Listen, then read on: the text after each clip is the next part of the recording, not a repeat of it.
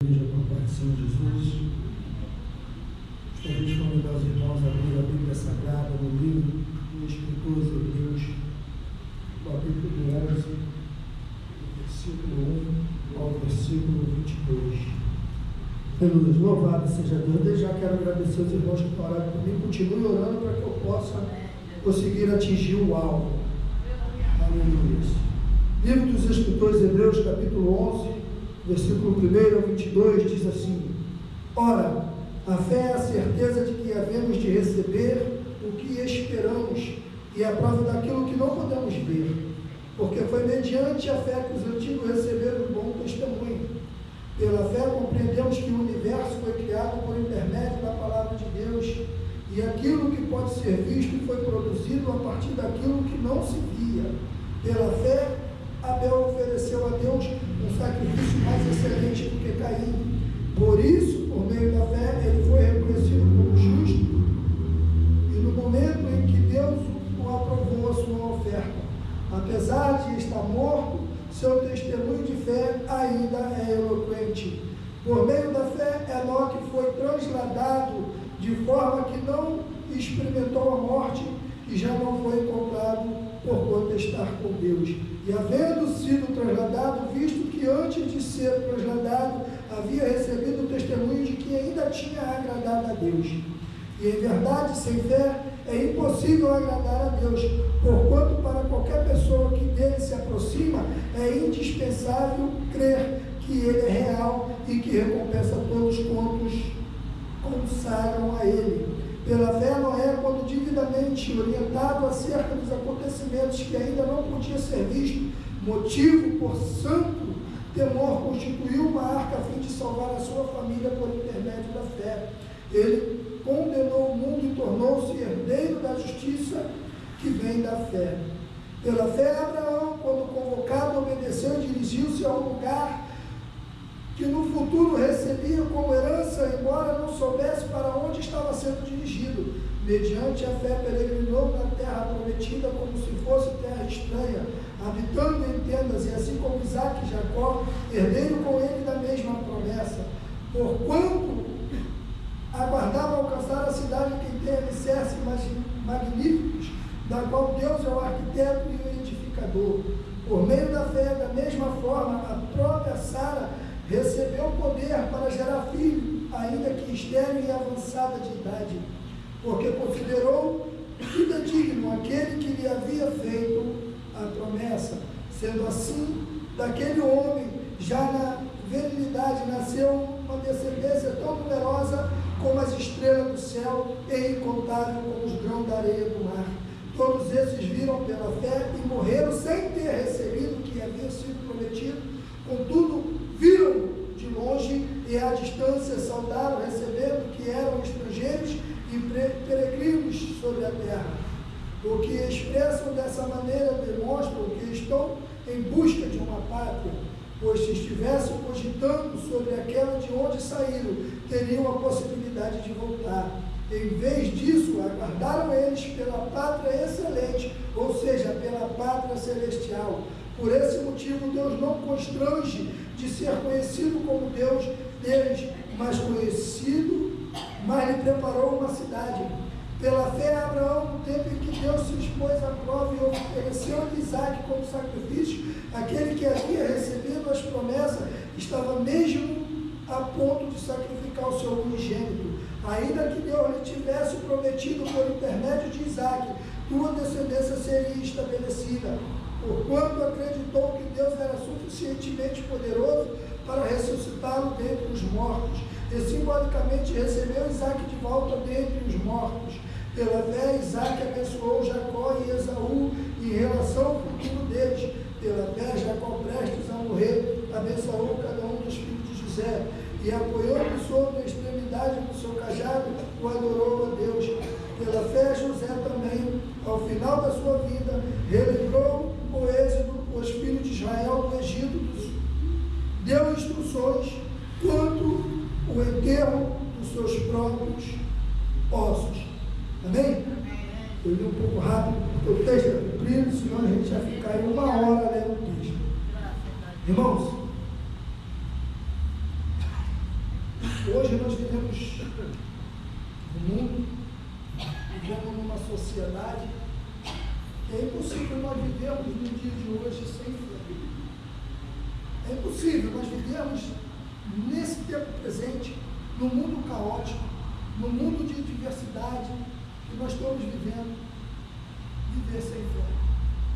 Nós vamos ver que a fé, o começo dos escritores hebreus vai dizer que a fé é o firme fundamento daquilo que nós esperamos e daquilo que nós não vemos.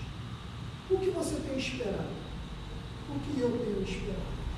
Será que temos aguardado? Será que estamos perseverando da maneira correta, como temos que perseverar? Porque quando nós falamos de fé, temos alguns princípios. Nós vamos falar que a fé é um dom. Realmente, nós nascemos com ela. A fé é um dom gratuito que vem de Deus, não de nós. Nós nascemos com ela, mas a fé é necessário ser exercitada. Quando nós não exercitamos a fé, nós não conseguimos observar ou até mesmo ver aquilo que Deus tem preparado para a sua igreja, para aquilo que Deus tem preparado para os seus servos. Nós falamos aqui de vários, da galeria dos heróis da fé, de vários homens que por uma palavra acreditou naquilo que Deus disse a ele, e ele foi em busca daquilo que Deus tinha lhe prometido, e mesmo que muitas das vezes ainda não alcançando, como foi falado no verso 15, eles vendo a promessa de longe, não recebendo, mas vendo de longe, acreditaram, e essa promessa eles não receberam, mas se estendeu hoje até a mim e até você, porque a Bíblia vai dizer que todos nós somos descendentes de Abraão, todos nós herdamos a descendência de Abraão, o pai da fé. E Abraão, mesmo que ele não conseguiu entrar na terra prometida, nessa terra, mas ele entrou naquela prometida celestial. Ainda que Deus me fez uma promessa, ou me fez uma promessa, ainda que ela esteja tardio para chegar, ou ainda nós não estamos conseguindo observar a promessa que Deus me fez, ou não estamos conseguindo entender aquilo que Deus tem nos prometido, saiba de uma coisa: a maior promessa que Deus nos fez foi herdar uma vida eterna, é estar na glória diante dele. Essa é a maior promessa de qual a igreja vai desfrutar, a nova Canaã celestial. Dessa todos vão herdar, não tem como, mesmo que você não vê, ou não consiga entender aquilo que Deus tem para você, você vai herdar. Porque essa é uma promessa que não vem da boca do homem, essa é uma promessa que vem da boca do próprio Deus, do próprio Jesus. O próprio Jesus disse que iria para o Pai, que viria e buscaria a sua igreja, para onde que ele estiver, estejais nós também. Quantos já perderam a fé dessa promessa? Quantos já não acreditam mais? Quando falamos de fé, eu dividiria a fé em 4 tópicos, no mínimo 4. Primeiro, acreditar. Temos que acreditar naquilo que o Senhor nos prometeu. O primeiro passo é acreditar. É crer naquilo que Deus falou com você. É ter convicção naquilo que Deus tem te prometido. Confiar é você entregar, é descansar e entregar nas mãos de Deus tudo os seus objetivos, tudo aquilo que você recebeu do Senhor. O salmista vai dizer: confia no Senhor e Ele concederá todos os desejos do teu coração. O que você tem almejado? O que você tem desejado na presença do Senhor? Porque uma coisa é eu desejar, uma coisa é eu querer, outra coisa é eu confiar, é descansar. No verso 5 ele vai dizer: e deleita-te no Senhor, e Ele fortalecerá o desejo do teu coração. Deleitar é descansar, é você saber que aquele que te fez a promessa é fiel para cumprir. É você pegar e crer e descansar e saber que aquilo vai acontecer. Pode ser que não aconteça hoje, pode ser que eu parta amanhã e ela não se concretize na minha vida, mas vai se concretizar na vida da minha descendência. Porque é a promessa, ainda que eu não alcance nessa vida terrena, mas eu vou alcançar naquela vida que Deus tem preparado.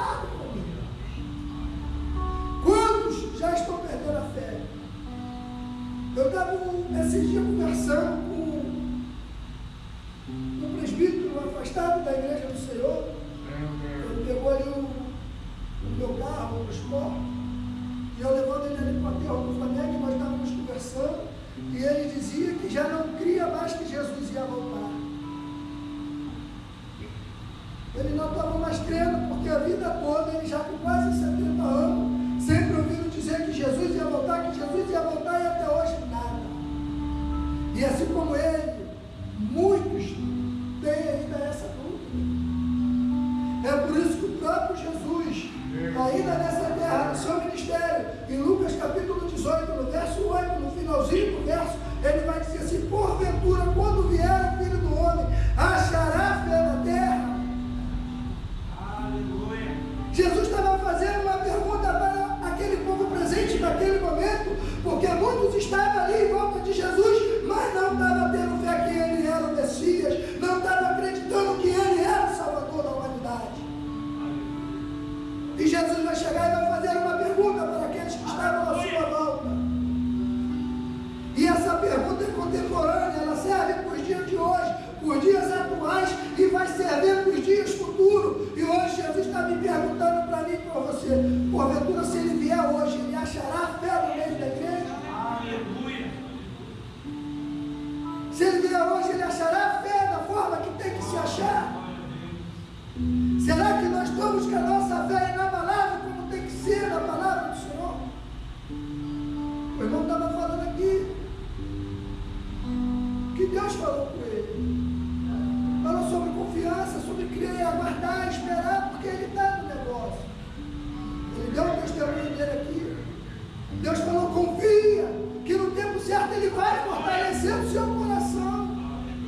Às vezes você está angustiada, está passando por um momento difícil, porque nós passamos, vivendo esse mundo caótico, vivendo esse mundo onde nós dormimos e não sabemos como vamos amanhecer, né? O ano passado eu dormi na sexta-feira com litro de leite a R$3,50, nós acordamos no sábado, ele custando R$9,80. Muitos ficaram, né, perplexos, assustados, porque foi um aumento absurdo, quase 200%. E muita gente preocupada, ainda mais quem tem filho pequeno, como vai alimentar, como vai dar, né, ali o mingau na hora certa, na madeira. E essa preocupação bate na gente: como vai ser daqui para frente? Como vai ficar daqui para frente? Porque a vida de Jesus cada dia está mais real, cada dia está mais nítida que Jesus vai voltar. Como é que está a minha fé? Como é que está a sua fé? Como é que está a minha vida diante de Cristo? Como é que está a sua vida diante de Cristo? Como é que eu estou esperando a Cristo? Como é que você está esperando a Jesus? Aleluia!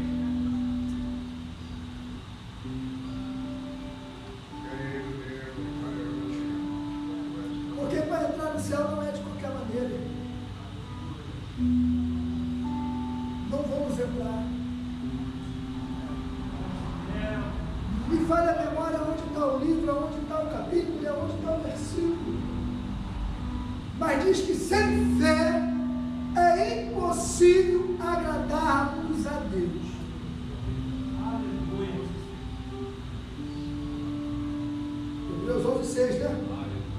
Sem fé é impossível agradarmos a Deus. É isso aí. Nós passamos por ela no barranco. Hebreus 11:6. Irmãos, quem falou isso aqui foi o próprio Jesus. Não adianta estarmos na igreja todos os cultos, todos os dias, o dia inteiro, mas se na hora da tua necessidade você não crê que Jesus está contigo, não adianta nada. Muitos fazem a igreja como um trabalho, vem aqui bater ponto e vai embora. Muitos têm a igreja como isso: eu vou lá porque eu tenho que me apresentar, porque o pastor tem que me ver. Eu vou lá porque é dia de culto, se eu não for, o departamento de louvor não vai louvar, depende de mim. Eu vou lá porque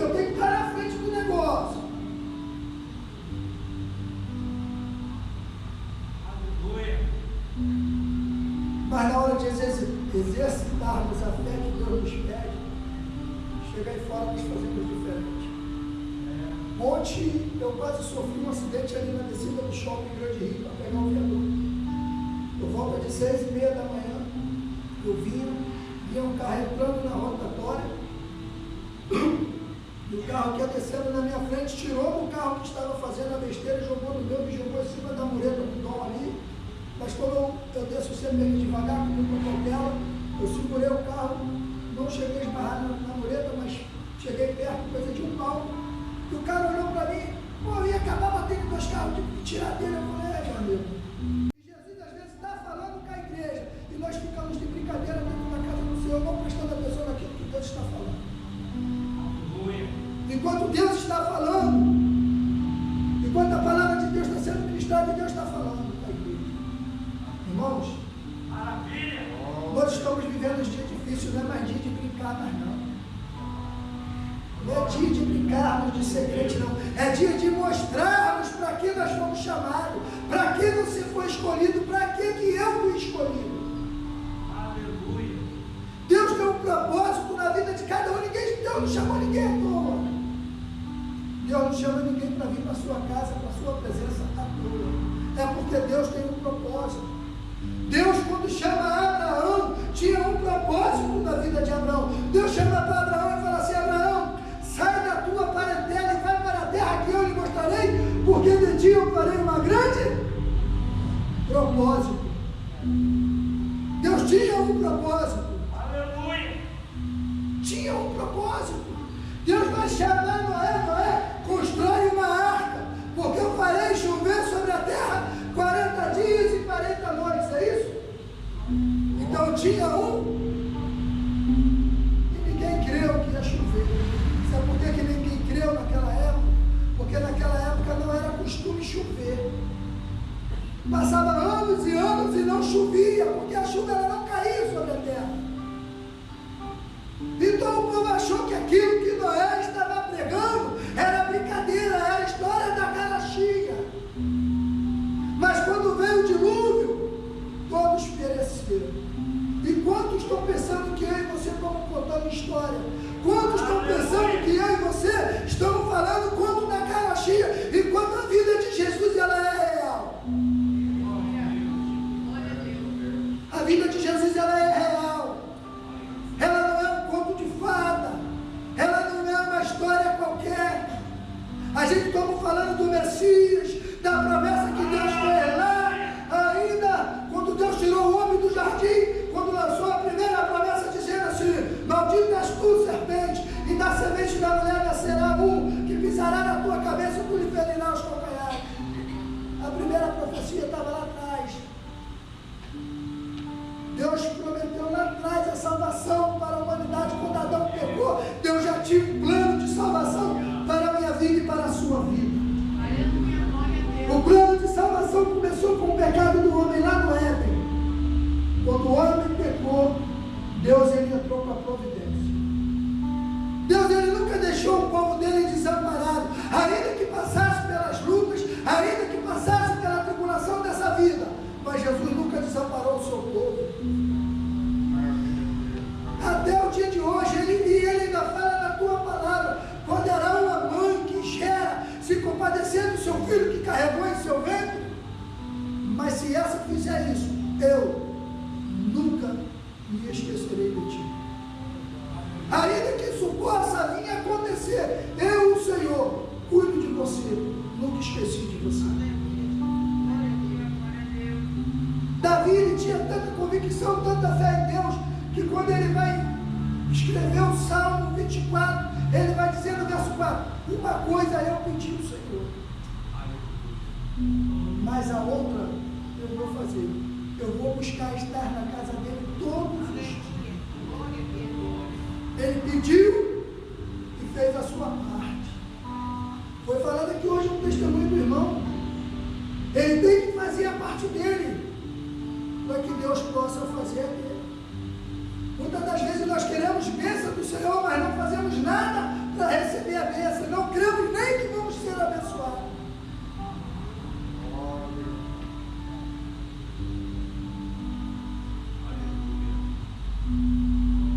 Mais à frente nós vamos ver alguns homens, né, que foram recebendo de Deus e obedeceu aquilo que Deus estava falando, e foi obedecendo aquilo que ouvia da parte do Senhor, e Deus foi trabalhando e foi operando.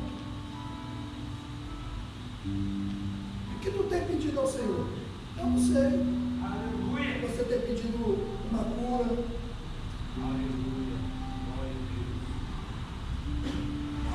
Se você tem pedido um milagre? Se você tem pedido uma libertação para alguém da sua família? Talvez Deus ainda não tenha feito. Talvez Deus ainda vai fazer. Ou talvez nós pedimos, mas não estamos pedindo com aquela fé, com aquela convicção de que Deus vai fazer. Eu lembro-me que quando eu casei, eu fui morar ali perto da casa do Nevilson, na antiga casa da minha mãe ali. Comprei a casa ali que era do meu irmão, da minha irmã. Em cima da minha casa tinha a irmã Vera, a mulher Vera, a mãe do Bruno, que ela era espírita. Debaixo da minha escada um monte de imagem de macumba, um monte de coisa. E aquilo perturbava a minha esposa, entrou um espírito de contenda lá em casa muito grande. Eu novo de casado, 6, 7 meses. E eu comecei a orar, falei, Senhor, o que é isso? Eu não estou entendendo. E orando, e uma madrugada eu orando, com a luz acesa na sala, eu vi um vulto preto passar dentro da minha casa. Na mesma hora eu repreendi aquilo ali. Minha mulher ficou sã. Ficou boa depois daquilo ali. E depois de 2 dias Deus falou assim para mim assim, eu vou derrubar essa casa. E eu fiquei assim, eu vou derrubar essa casa, vai derrubar essa casa. E comecei a orar. E a mulher que morava em cima da minha casa, que era espírita, ela vendeu a casa dela, aquele coisa de macumba, aquilo tudo que estava ali foi retirado.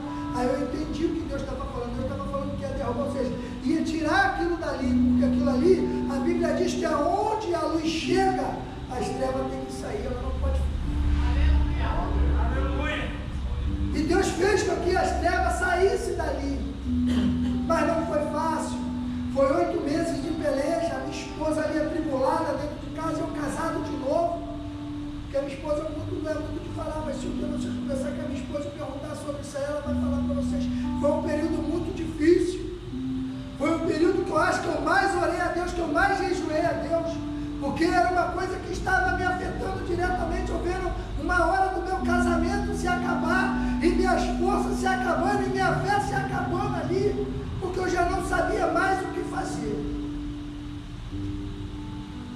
E eu ouvi um pregador falando uma palavra, eu não lembro, eu sei que está em Hebreus, se não me falha a memória, Hebreus 14, que ele vai falar assim, ó, espera mais um pouquinho só de tempo.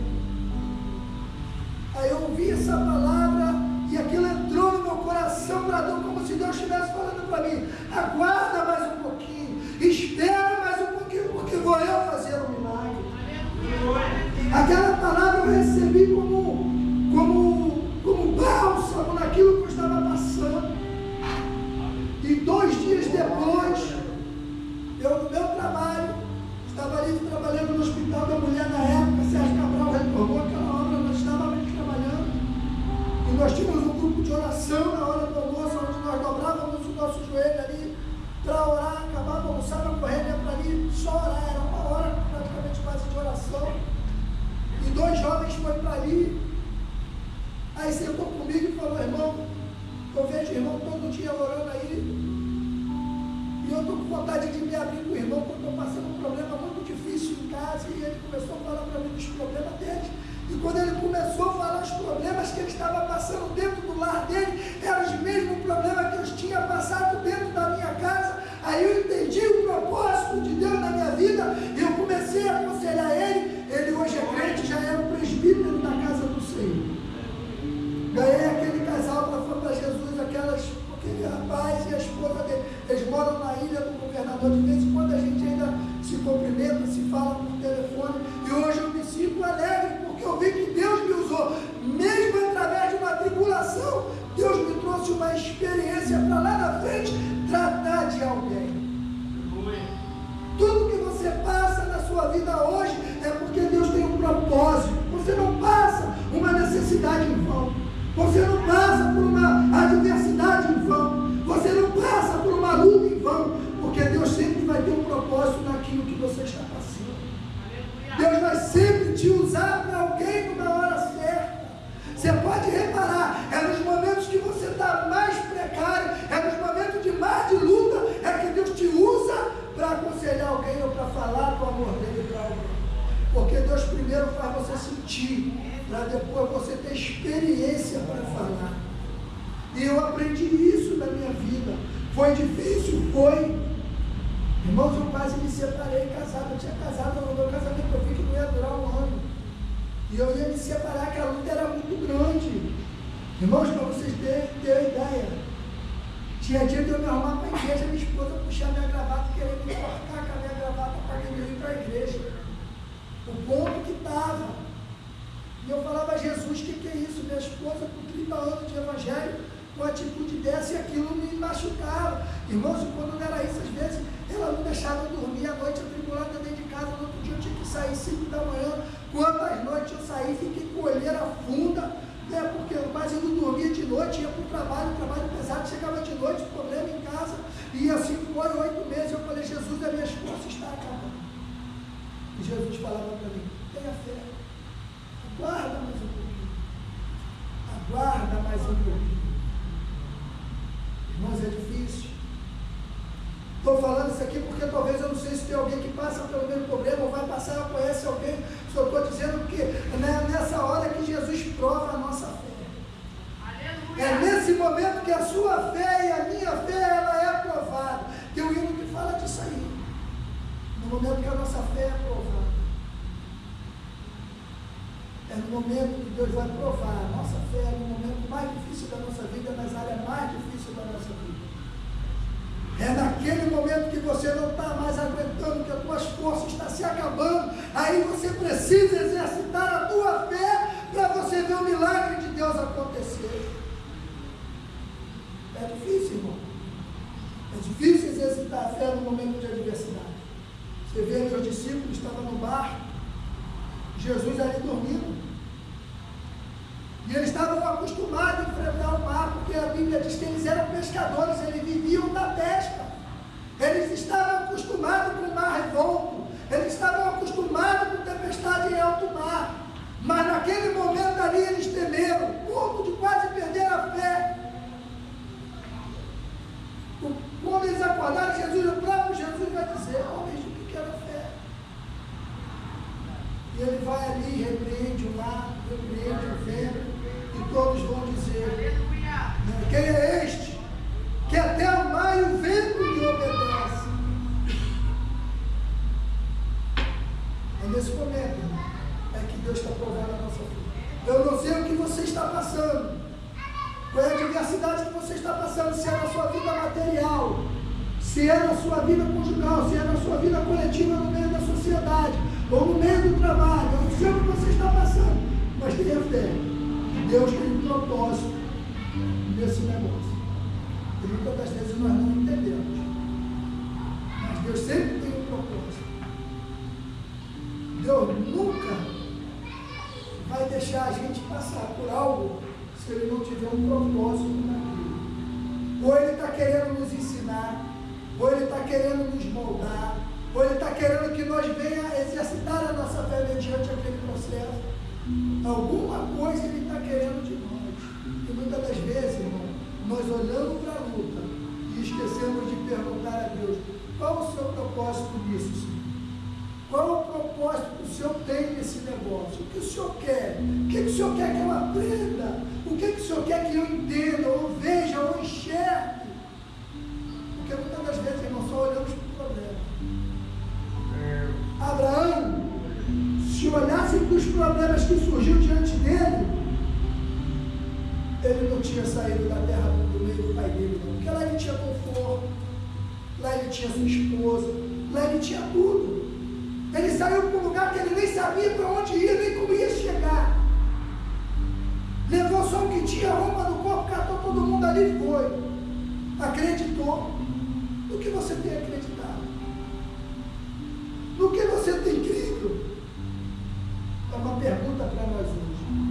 No no que nós temos acreditado, no que nós temos ouvido. Será que vem de Deus ou não? Será que é a promessa dele ou não é? Porque a própria palavra vai dizer que muitos dão ouvido a doutrinas de demônio. Muitos dão ouvidos a doutrinas de demônio. Muitos, não são poucos. E a própria Bíblia diz que no final dos últimos dias surgirão falsos pastores, falsos doutrinadores, que, se possível, não que vai enganar, mas que, se possível, enganaria até os escolhidos, ou seja, enganaria até a igreja, até nós que somos escolhidos. Por isso que é necessário que nós tenhamos base nessa palavra, crendo na promessa que saiu da boca de Deus para nós. O povo de Corinto estava brigando, estava uma briga feia. Você vai ver isso ali no capítulo 1 de Coríntios, no verso 1, capítulo 1, no verso 20. Quando Paulo vai dar um basta na igreja dizendo assim: olha só, quem fez a promessa? Foi ele? Saiu dos lábios dele? Se saiu, tem por ele o sim, e vai ter por ele o amém, e vai se cumprir para a glória dele. Sobre quem? Sobre nós. Sobre nós. Porque a igreja já não estava mais acreditando nas promessas de Cristo. E Paulo chega ali e vai dar um basta. Estava uma confusão muito grande na igreja de Corinto. E Paulo vai dar um basta com essas palavras. Está aí na tua Bíblia, aí você pode ler. 2 Coríntios, capítulo 1, verso 20. Se alguma coisa saiu dos lábios dele, tem por ele o amém, tem por ele o sim, vai se cumprir para a glória dele sobre a minha vida e sobre a sua vida. Amém? Eu agradeço a oportunidade em nome de Jesus.